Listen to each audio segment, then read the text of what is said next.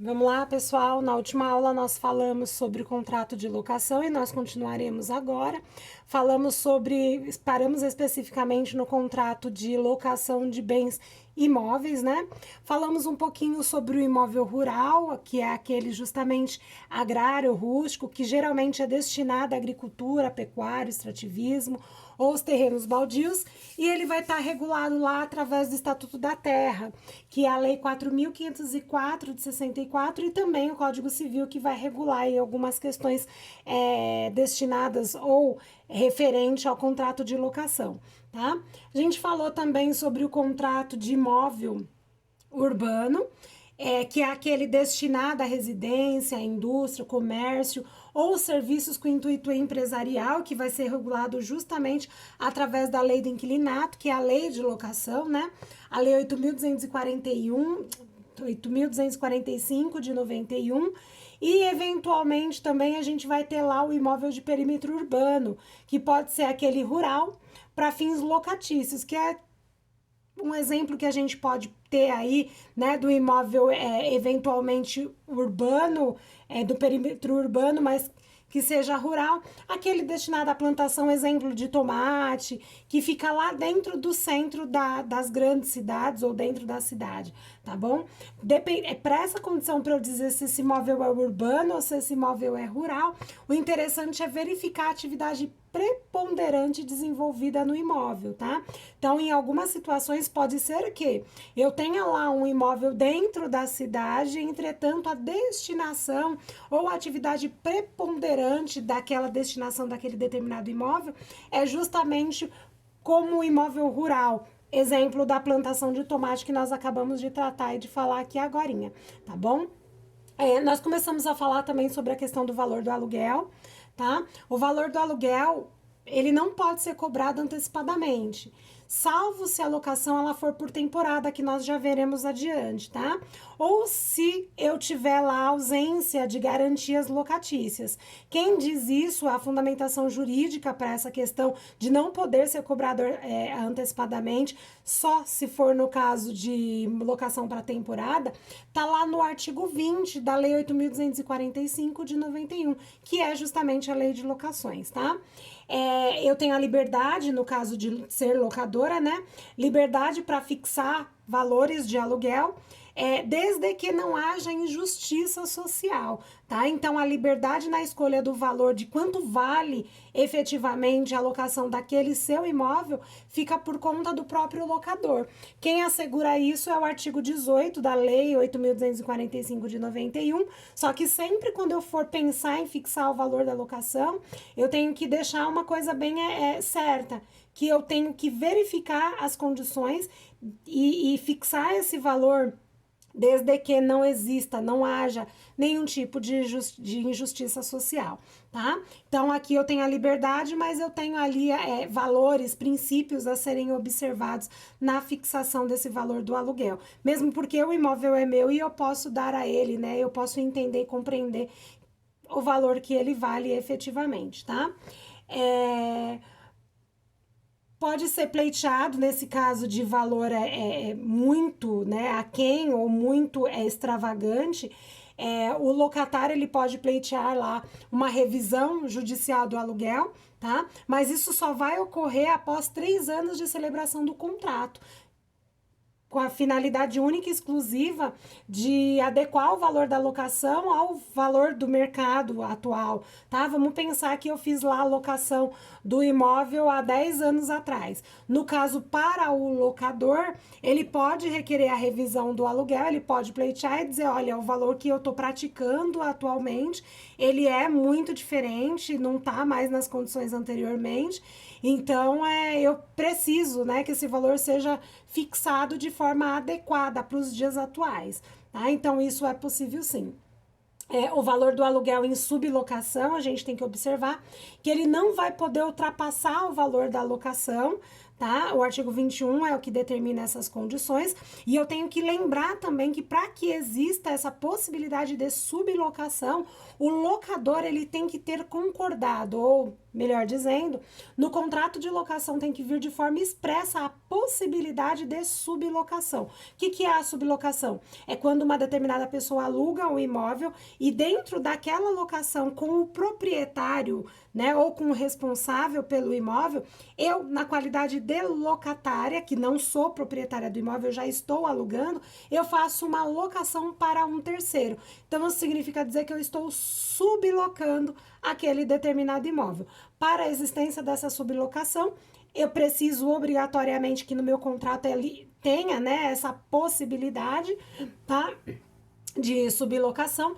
E aí vai a dica, lembrando, né, que para a sublocação, os valores da sublocação, do aluguel, no caso, não poderá ultrapassar o valor da locação, tá? Exceto aí nas habitações coletivas e multifamiliares, sendo que o limite ou a soma dos aluguéis seria o dobro do valor da locação. E o que é, né, essa locação coletiva ou multifamiliar? Geralmente em cortiços, né? Ocorre muito no centro da cidade. A gente tem lá uma locação de um determinado imóvel e várias famílias ali dividindo o mesmo espaço e o mesmo teto. Então, aí a gente chama de locação, né? Habitações coletivas, tá? Que é o que a gente tem. Então, se for desrespeitada a regra, o sublocatário, ele está autorizado a reduzir esse aluguel até o limite legal. E aí ele vai fazer esse requerimento por óbvio judicialmente, tá? Vai ter essa necessidade, tá? Alienação do imóvel locado, né? Em caso de venda do imóvel. Então, eu fiz a locação do imóvel, tá? E esse imóvel, ele foi vendido. Eu tenho que lembrar primeiro que para a locação deste imóvel, o locatário deve ter tido a preferência para a aquisição.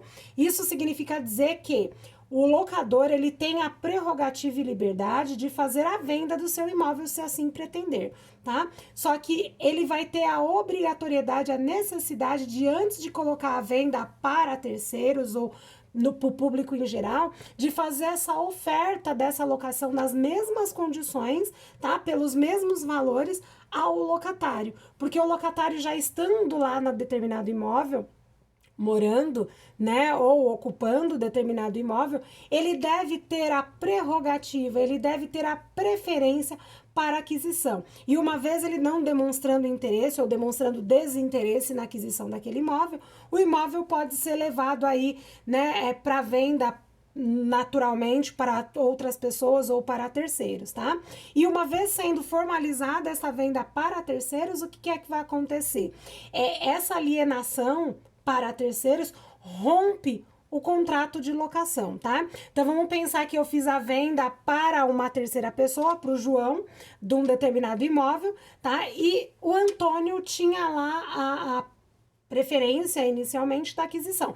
Fiz lá a oferta para o Antônio não quis fazer a aquisição, ele não podia, não tinha condições de fazer a aquisição daquele determinado bem.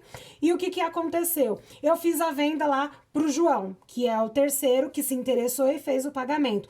Uma vez o João adquirindo este imóvel, o contrato de locação entre o Antônio e eu, que inicialmente era a proprietária do imóvel, ele vai romper lá com a possibilidade, inclusive, do novo proprietário fazer o quê? Pedir este imóvel, tá?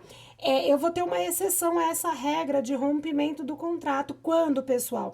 Por conta do artigo 8º da lei do inquilinato, lei 8.245 de 91, se tiver uma cláusula, tá, de vigência no contrato de locação lá, com o Antônio, e esse contrato tiver registrado no cartório de registro de imóveis, o atual proprietário, a pessoa que comprar este imóvel, vai ter que levar a efeito o contrato de locação até o final, tá? Então, vamos voltar aqui, ó. Uma vez existindo o contrato entre Antônio, que é o locatário, e eu, que era a antiga proprietária, este contrato tendo uma cláusula de vigência assegurada e averbada lá no cartório de registro de imóveis, o que é que vai acontecer? Vai ficar assegurado o Antônio a possibilidade de levar a efeito esse contrato de locação até o final. Isso significa dizer que nessas circunstâncias esse contrato de locação ele não será rompido, tá? E aí o Antônio vai ter a garantia da vigência deste contrato até o final. E aí a consequência jurídica, neste caso, para o atual proprietário, é no sentido de que ele deverá amargar, esperar e aguardar o término de vigência deste contrato lá do Antônio para que ele possa ter a posse total daquele imóvel que ele fez a aquisição.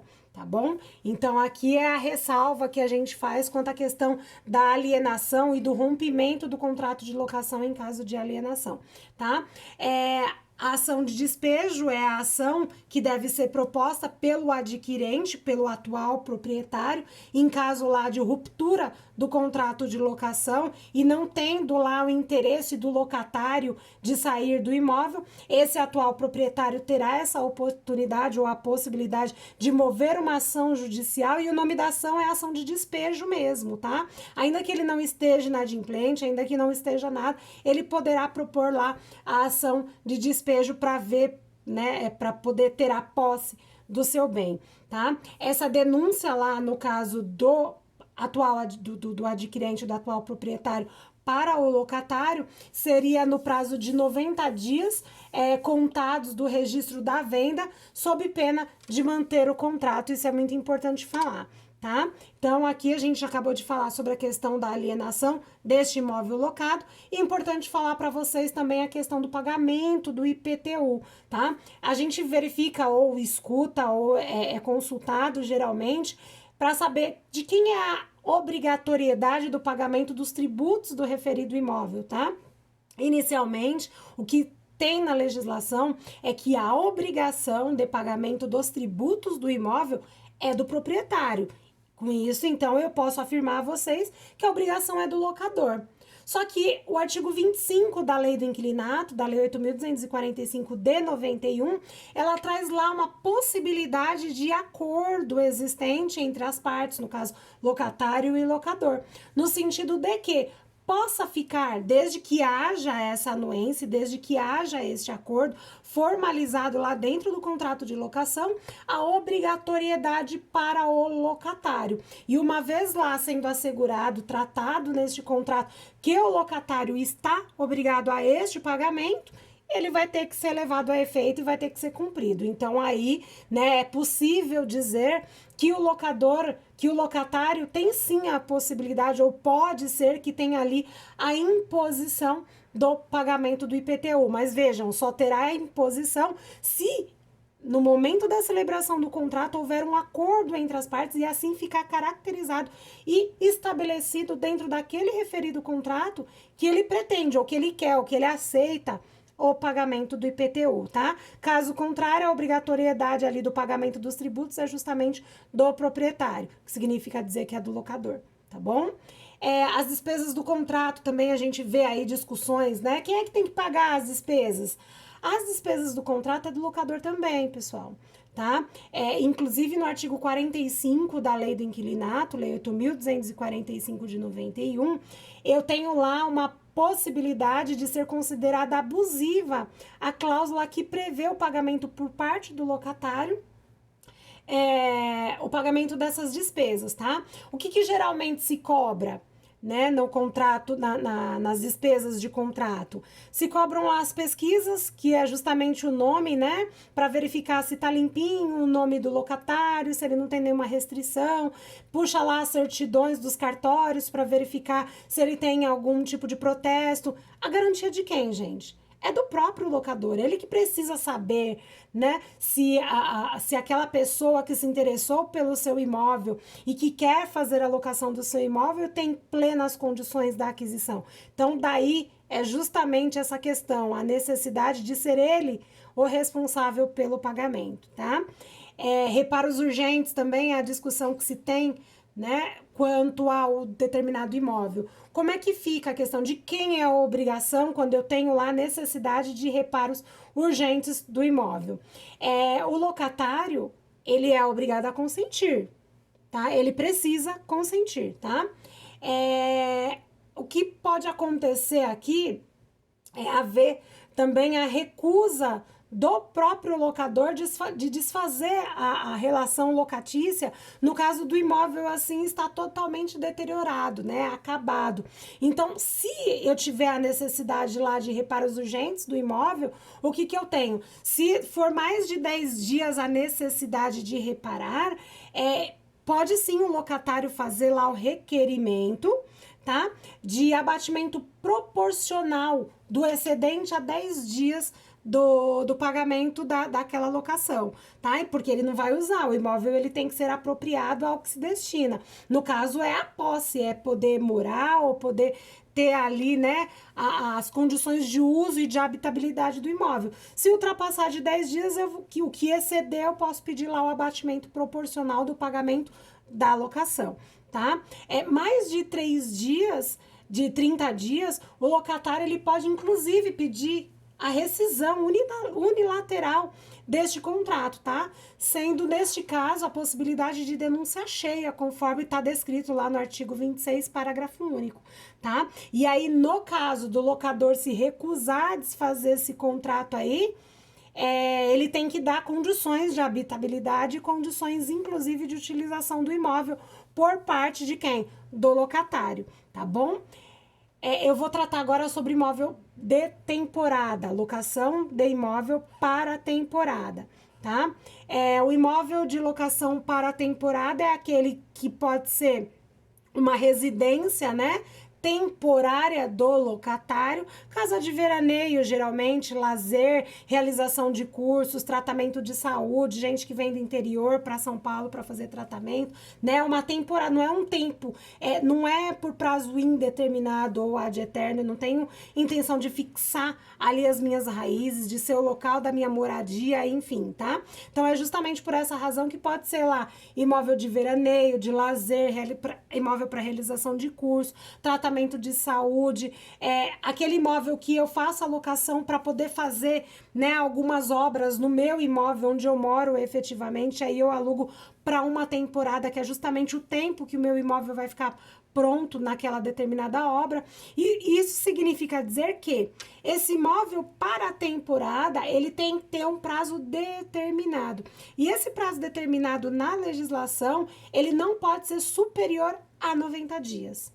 Tá? Então, para o imóvel ser caracterizado como imóvel para a temporada, além desses requisitos de ser para realização de curso, lazer, enfim, ele tem que ter um prazo não superior a 90 dias, tá? Neste caso, nós já vimos lá na condição de pagamento que o pagamento ele não poderia ser feito de forma antecipada, mas aqui no caso da locação para temporada pode sim, tá? Vai poder, e esse pagamento vai poder ser antecipado e de uma só vez, inclusive, tá? Ele pode ser exigido, no caso da locação para temporada, qualquer das garantias lá fixadas na lei, que significa dizer a caução, né, o seguro-fiança, o fiador, tá? Então, eu posso, o artigo 49 é o que trata sobre isso, artigo 49 da lei 8.245 de 91, tá? E esse contrato de locação para a temporada é um contrato que deve ser escrito, é um contrato formal, tá? Ele deve ser formal, sob pena de ser considerado um contrato residencial e por prazo inferior a 30 meses, se ele não for escrito, tá? Geralmente, quando se faz a alocação desses imóveis para a temporada, ele vem lá, né, com mobília. Então, interessante, que é justamente o que trata o artigo 48, parágrafo único da Lei 8.245 de 91, é que tenha lá a descrição de todos os bens móveis, se existir, e aí eu preciso fazer lá a vistoria, né, para saber as condições desses móveis para serem entregues ou restituídos ao final, tal qual foi recebido, tá? E justamente também que se houver alguma avaria, algum prejuízo ele ser cobrado posteriormente, então daí a necessidade de que seja realizada esta vistoria. E se o locatário, importante falar aqui para vocês, se o locatário permanecer no imóvel, né, por mais de 30 dias após o término Após o término. Então, ele tem que ser lá no prazo máximo, né? Ou não superior a 90 dias. E aí é importante falar para vocês que se o locatário ultrapassar do período da locação por temporada, ele ficar no imóvel por mais 30 dias, o que vai acontecer, pessoal? Esse contrato ele será prorrogado por prazo indeterminado, tá? E aí não vai mais poder exigir o pagamento antecipado do aluguel, porque aí eu já não tenho mais um contrato para temporada, né? Um contrato de locação de temporada. Tem um contrato normal, e aí neste caso residencial, tá? E aí ele vai ter que seguir o seu curso normal, pagamentos ali mensais e consecutivos, tá bom? Então, se ultrapassar 30 dias do término do contrato, ele automaticamente se torna contrato por prazo indeterminado e daí não mais contrato de locação para a temporada, tá? Se ocorrer a prorrogação deste contrato, que nós acabamos de tratar, somente poderá ocorrer a denúncia, lembra da denúncia cheia, da denúncia vazia, né? Após 30 meses do início do contrato, ou havendo motivos para denúncia cheia, que é o que trata lá o artigo 50 da Lei do Inquilinato, que é justamente a Lei 8.245 de 91. Então, vamos lá, o que é a denúncia vazia, só para voltar. Denúncia vazia é aquela possibilidade de eu pedir o imóvel, né? Pedir a restituição do imóvel alugado sem razão, tá? Por isso que fala vazia. Se eu estiver falando em denúncia cheia, tá? O que é? É aquela em que existem razões para restituição do imóvel. Uma delas, que é a mais clara que a gente pode tratar, é justamente a inadimplência no pagamento mensal lá do contrato de locação ou da prestação locatícia, tá? Então, a denúncia vazia, quando eu não tenho motivos, mas eu posso requerer o imóvel. Então, depois de 30 meses do contrato de locação, ainda que não haja motivo, esse contrato ele se torna automaticamente por prazo indeterminado. A qualquer momento, dando prazo para a saída do locatário, eu posso pedir a restituição do imóvel.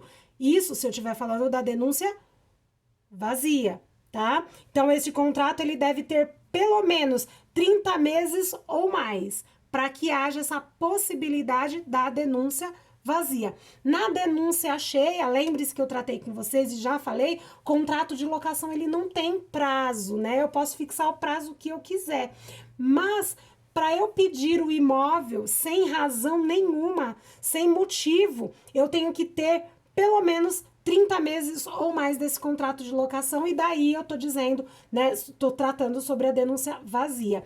Na denúncia cheia, se esse meu contrato ele for formalizado por prazo inferior a 30 meses, obrigatoriamente, para eu ver a restituição deste meu imóvel, eu tenho que ter um motivo, uma razão, tá? Para que esse imóvel seja restituído, para que eu faça lá a ação de despejo do meu locatário, tá bom? Então, tratando aí, voltando na questão da denúncia cheia e da denúncia vazia, tá? Contrato não residencial, pessoal. Contrato não residencial, geralmente o pessoal fala, né? Contrato de locação comercial, mas na lei do inquilinato ela é tratada como lei, né, como contrato de locação não residencial, tá?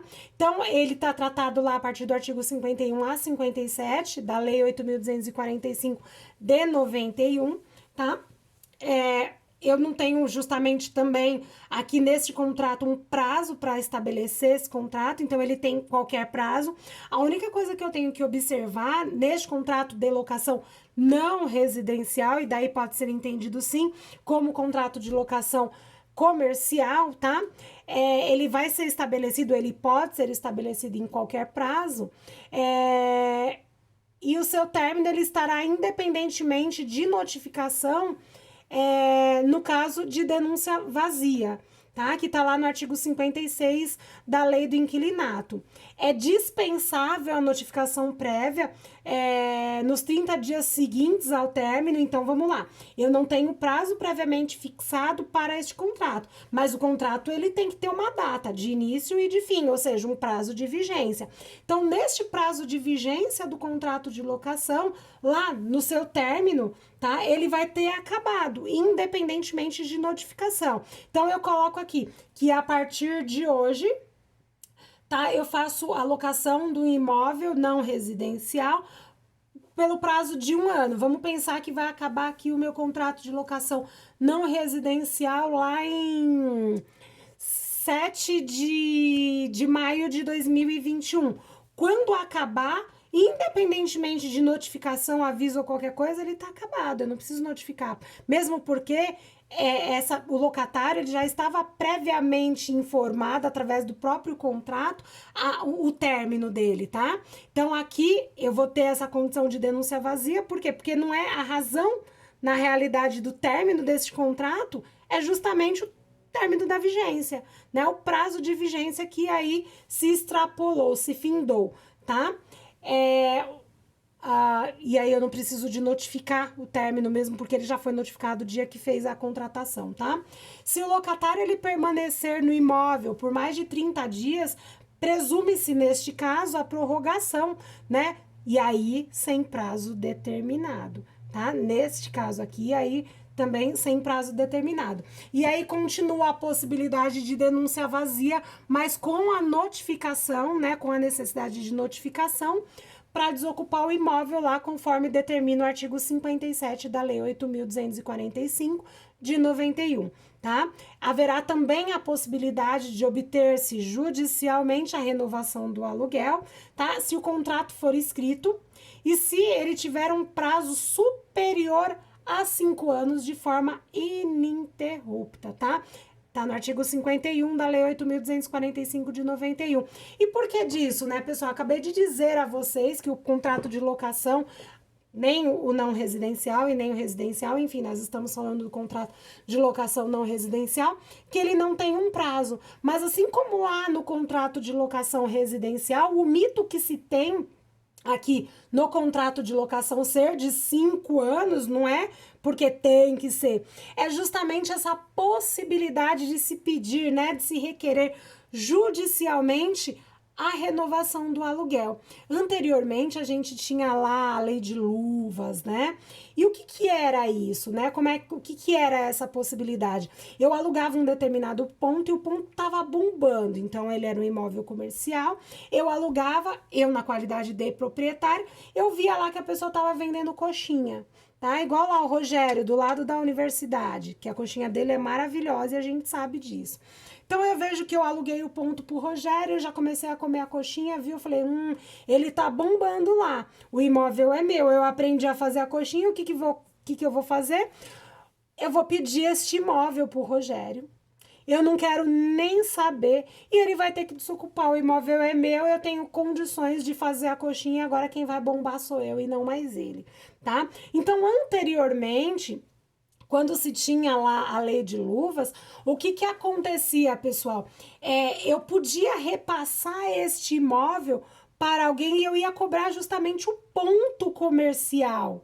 Era justamente isso, né? A possibilidade de cobrar o ponto comercial. Hoje a gente não tem mais essa possibilidade, mas eu, no caso, sendo o Rogério, né, bombando lá na coxinha e verificando a possibilidade do meu senhorio, né, do proprietário daquele determinado imóvel, querer o imóvel, eu falo, opa, faz 5 anos que eu tô aqui, né, sempre, devagar e sempre. Agora que eu tô bombando na coxinha, eu vou ter que sair e ele vai pegar o meu ponto, não, vou pedir lá a renovação do aluguel e ainda que ele não queira, eu vou pedir judicialmente que isso se cumpra e eu permaneça aqui. Isso para quê, pessoal? Para poder preservar o quê? Preservar justamente o imóvel, o comércio, o direito do comerciante, tá? Ou o direito do empresário. Se na exploração, essa possibilidade de renovação aqui, ela vai ocorrer se eu estiver explorando aquele ramo de atividade durante esses 5 anos de forma ininterrupta. Se eu comecei inicialmente vendendo lá, como é do lado da universidade, né? Fazendo a exploração lá, uma papelaria, depois que eu vi que coxinha aqui ia dar, aí já não pode mais. Tem que ser os 5 anos ininterruptos na exploração no mesmo ramo de atividade, tá bom? E na ação renovatória poderá também, o prazo, né, o decadencial para que isso ocorra, não é qualquer hora, tá? É lá nos últimos 6 anos até o último ano de vigência do contrato de locação. Então, vamos lá. Entre 1 ano e 6 meses do contrato, do término do fim do contrato. Por que disso? Vamos pensar que eu, né, sou a proprietária. E eu já tô lá falando pra vizinhança toda. Olha, a hora que acabar o meu contrato ali, ó, eu vou pegar o ponto do Rogério e quem vai ser a rainha das coxinhas sou eu, tá? E o Rogério ouvi falar. Ele vai falar, imagina, né? Como é que vai ser essa situação aí? A Michelle vai vir aqui, vai tomar o meu ponto, vai querer ficar com as minhas coxinhas, vai querer ser a rainha da coxinha no meu lugar. E aí ele já sabendo que o contrato dele vai acabar, ele vai ter justamente esse prazo. Esse prazo é decadencial, descrito lá no parágrafo 5º do artigo 51, que diz assim: essa ação renovatória, ela tem que ser proposta nos últimos 6 meses do último ano de vigência do contrato, tá? E o prazo é decadencial. Você não fez, o bonde passou, já era. Você vai perder mesmo, tá bom? A lei de luvas que a gente estava tratando, tá? Hoje ela está revogada através do quê? Da própria lei 8.245 de 91. E aí, como eu já disse, as luvas, era um pagamento além do valor, né, do aluguel que era pago pelo locatário ao locador, quando do contrato inicial desse contrato de locação comercial ou empresarial, que era justamente para trazer ali o direito de preferência na locação ou por ocasião de sua renovação. Mas por que se fazia isso? Olha, o ponto é muito bom. Vocês já ouviram falar isso, né? Você vai alugar e fala assim, ó, o ponto é ótimo. E é justamente por isso eu vou cobrar um valor a mais aqui por conta do ponto. Já pensou na ação, lá na renovação do aluguel? Eu fiz o ponto, quando eu cheguei aqui era tudo mato, não tinha nada, né? Aluguei o imóvel e aí o que acontece? Na hora de renovar, o cara valoriza ou supervaloriza o imóvel porque o ponto ele determina que é bom, ou porque realmente é bom, mas é bom porque eu fiz aquele ponto comercial e aí eu vou ter que pagar um a mais, né? Um plus, justamente por conta do ponto ser bom que eu mesmo fiz. Tá bom? Então, isso não é mais possível, tá? As luvas ou o ponto comercial, ela não é mais possível porque era considerado né? Considerado uma abusividade a gerar o enriquecimento sem causa do locador, tá? Por quê? Porque não tem uma contraprestação que vá fundamentar essa questão das luvas, tá? Por que não? Porque se eu mesmo que fiz o ponto, ou se o ponto comercial é bom, eu já estou cobrando o aluguel maior ou melhor, justamente por conta do ponto, por que eu vou pagar mais, tá? Exemplo aqui, Itaquera, no centro de Itaquera. Dependendo de onde você for alugar um imóvel para fins não residenciais, o valor do aluguel já é muito caro, mas já é caro justamente porque o ponto é bom, né? E aí, daí a razão já de eu cobrar, eu vou cobrar além disso, impossível. E aí o artigo 45 vem tratando, da lei 8.245 de 91, vem tratando dessa questão de abusividade, tá? Então vamos lá, a gente tem também o imóvel não residencial especial. O que é o imóvel não residencial especial ou alocação não residencial especial?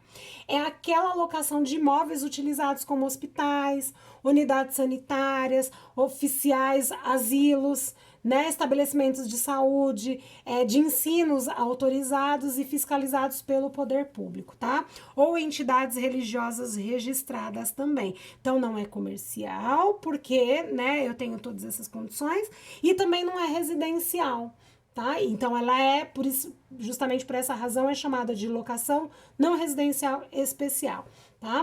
Ela vai ter o caráter social relacionado com os interesses da própria coletividade, tá? E somente caberá a desocupação desse imóvel por denúncia cheia só, tá? Que está lá tratado, inclusive, nas hipóteses do artigo 9º da Lei 8.245 de 91. Tô falando muito da lei, pessoal, mas como eu disse nas outras aulas, eu tô só fazendo a referência para que vocês façam a leitura da legislação, tá? Nossa aula está sendo diferente agora por conta da Covid-19. Geralmente a gente pede para o Antônio fazer a leitura, né? Marcos Valério. tá bem complicado e eu tô tendo que correr um pouquinho, porque senão a gente vai ficar totalmente atrasada na nossa disciplina e aí é ruim para todos nós, porque eu tenho que cumprir o programa, tá bom? Mas dê uma lidinha lá nas hipóteses do artigo 9º da Lei 8.245 de 91, tá bom? Então, se o proprietário né, o comprador em caráter irrevogável e emitido na posse desse imóvel com o título registrado que haja quitado o preço, promessa que não tenha feito a utilização deste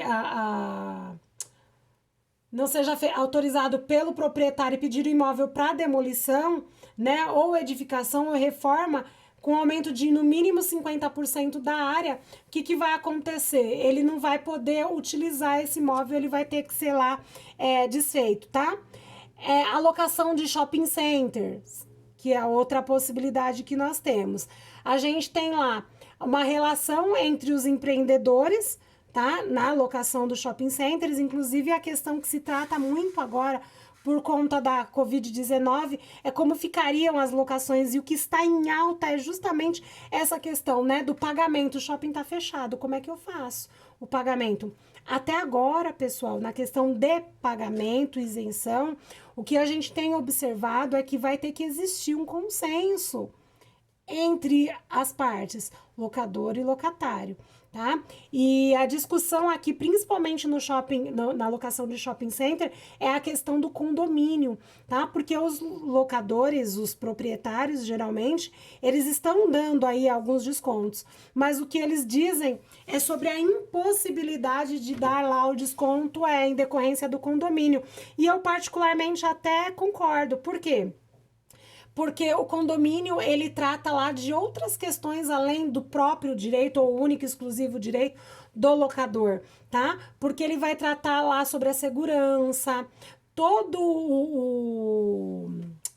o estoque, né, das lojas estão lá no shopping center, e o shopping center era obrigado, né, os proprietários dos shopping centers são obrigados em dar lá uma vigilância correta, adequada para aquele local. Tem também a condição de energia elétrica, tá?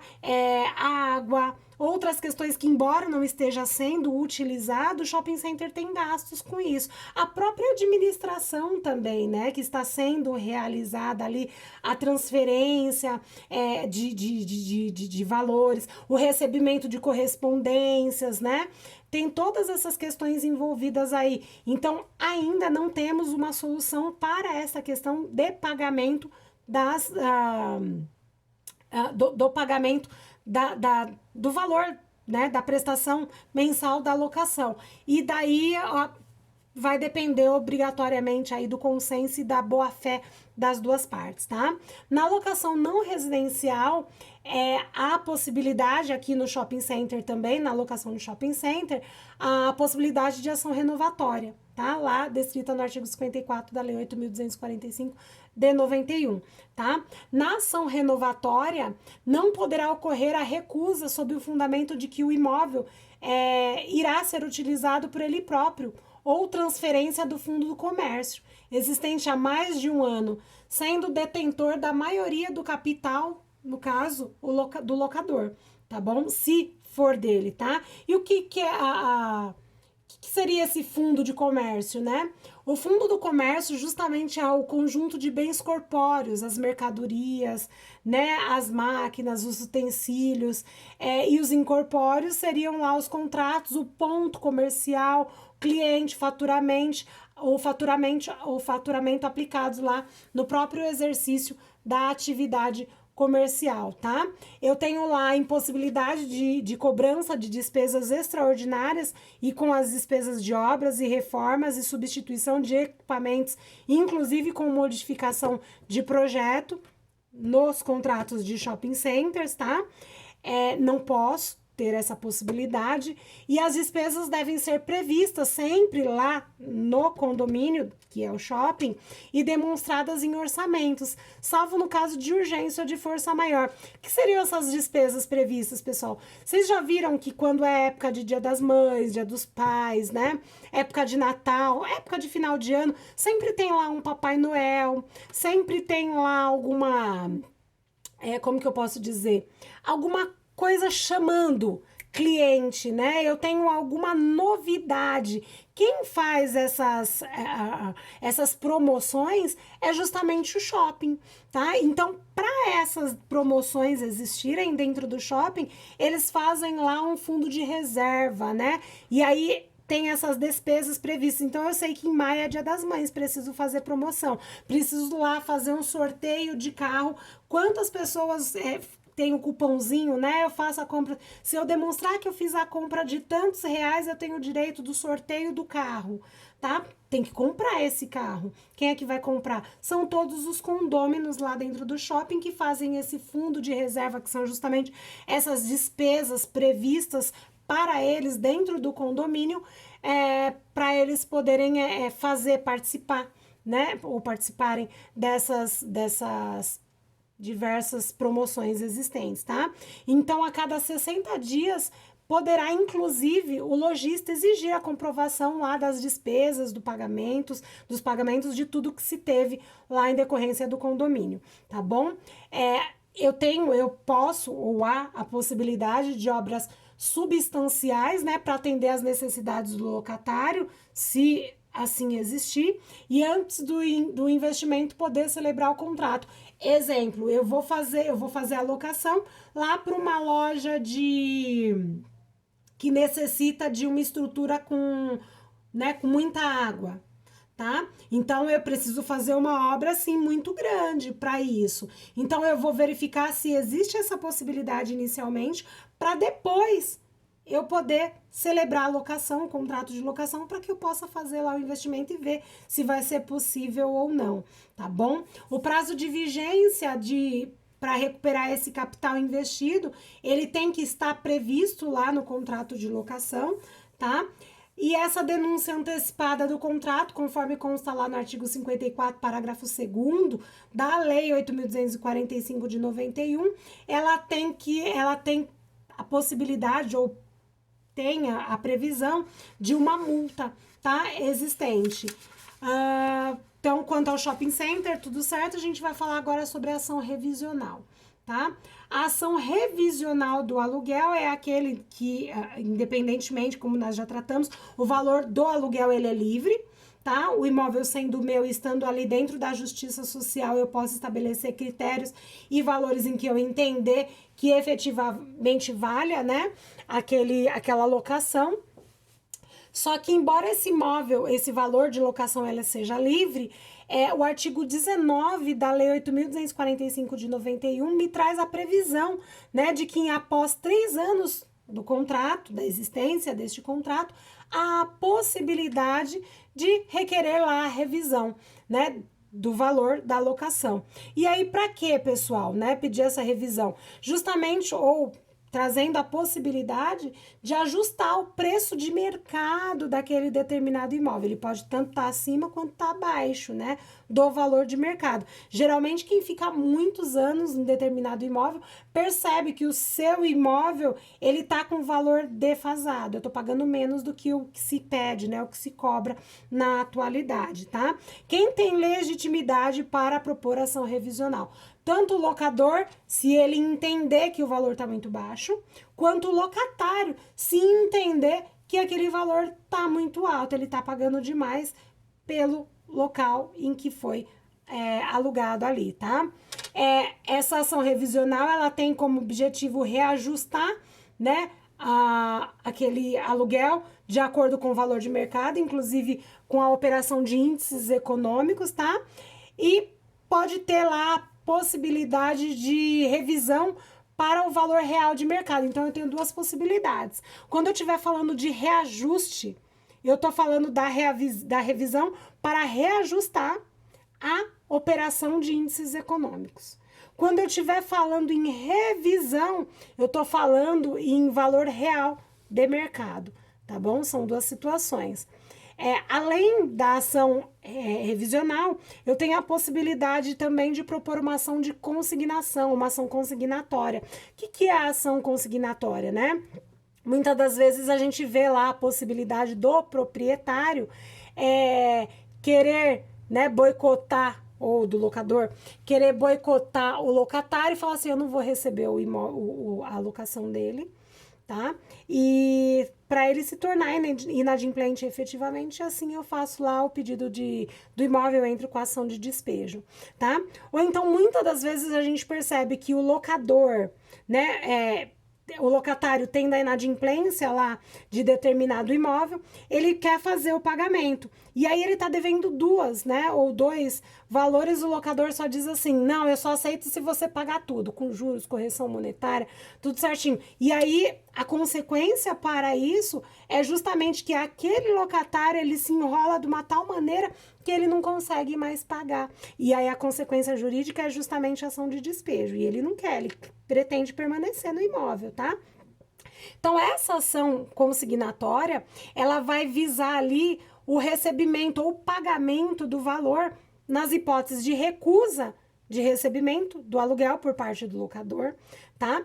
Ela pode ser utilizada para não incidir em mora, no caso, o locatário, ele não quer se atrasar, só que o locador não quer receber.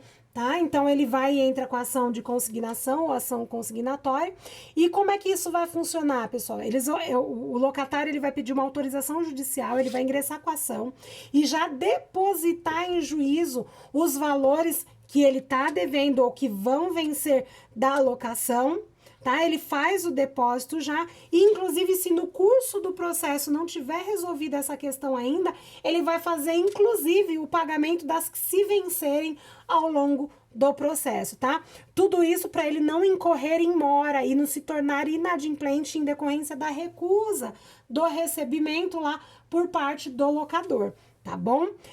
Na ação consignatória de locação, ela vai ser possível para imóveis utilizados como habitação coletiva multifamiliar também, tá bom? O depósito do aluguel, os encargos, eles devem ser feitos, e se a construção for considerada precária, neste caso, pelo poder público. Então, vamos lá, eu quero fazer o pagamento da locação, tá?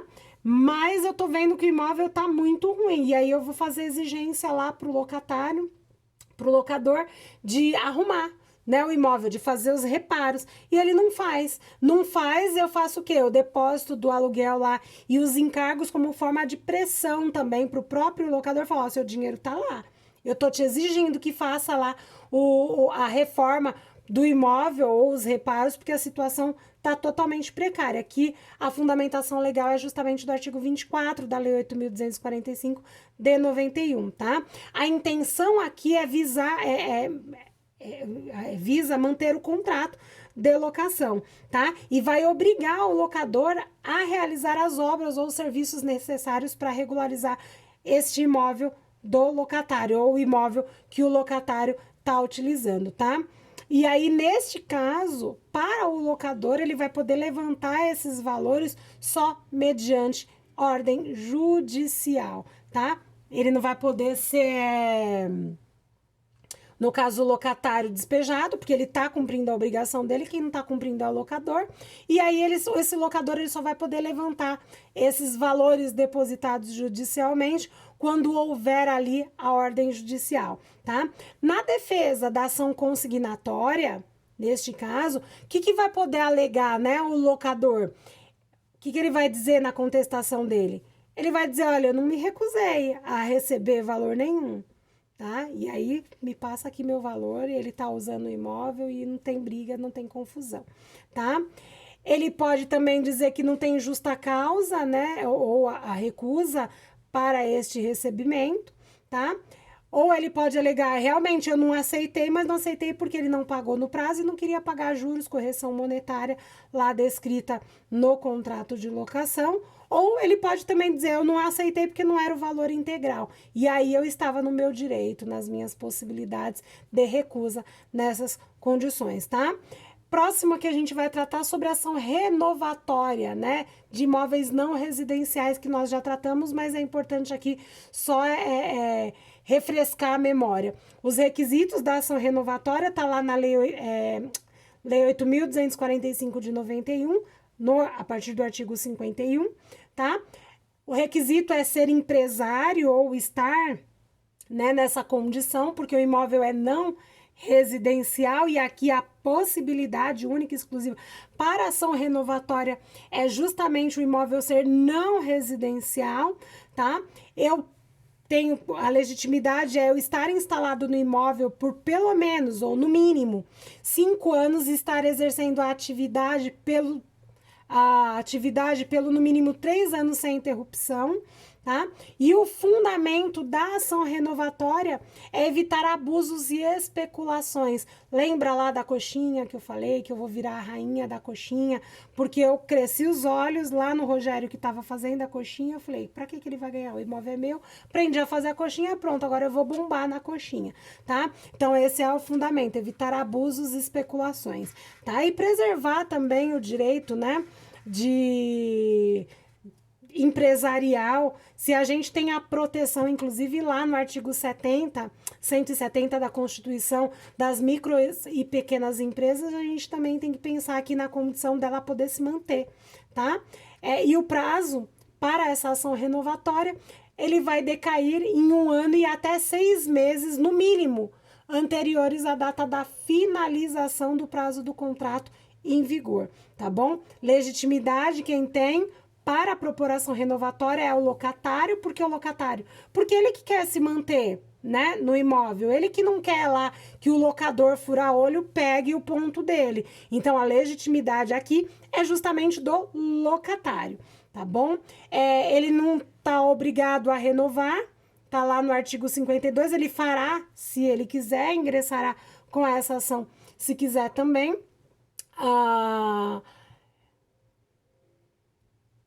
E aí, pessoal, a gente vai ficando por aqui também, tá? Por conta e eu espero ter terminado a questão do contrato de locação, tá? Pra gente entrar já num novo tema na próxima semana, tá? Ficamos aqui com 51 e 20, 30, né? 51 minutos e poucos segundos de aula, e hoje foi bastante, né? Foi muito, meu Deus do céu. Mas a gente vai seguindo e espero ver vocês a próxima semana, e eu tô morrendo de saudade da sala de aula. Até mais, pessoal. Fique com Deus, e não tem pergunta hoje. Olha que legal, né? Que interessante. Até mais.